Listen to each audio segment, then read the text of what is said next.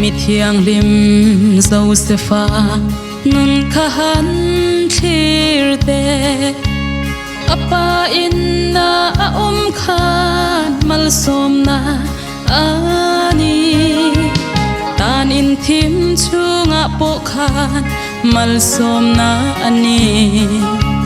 arin na apa ngai reng thêm tu ma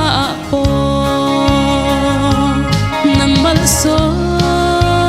na ni ang che nang mal som na ni ang che i trong cam le thil ti a Krista me lo lang chuak se nang mal som na ni ang che izara i chung ten ha chol na chang se izara i kau shan ten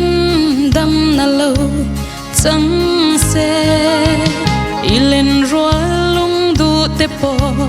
limin lo khat se pathian ngei po izara lo min khat ro se nang mal som na ni ang che nang mal som na ni ang che i trong cam le i thil ti a Krista me lo lang chuak se nang mal som na ni ang che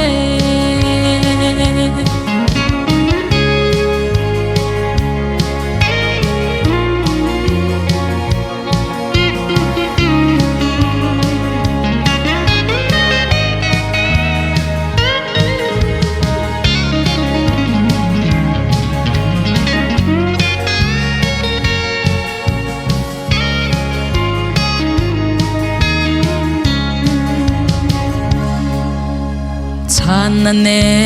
min thin ur ati kyang thina thil thalo tu te chu an bora don si lalpa du zong ti tu chu vana an lu dang i chan let ve hun angak ama tran turin nang mal som na ni ang che nang mal som na ni ang che i trong cam le i thil ti a Krista me lo lang chuak se nang mal som na ni ang che nang mal som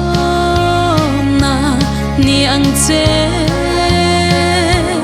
nang mal som na ni ang che i trong cam le i thil ti a Krista me lo lang chuak se nang mal som na ni ang che nang mal som na ni ang che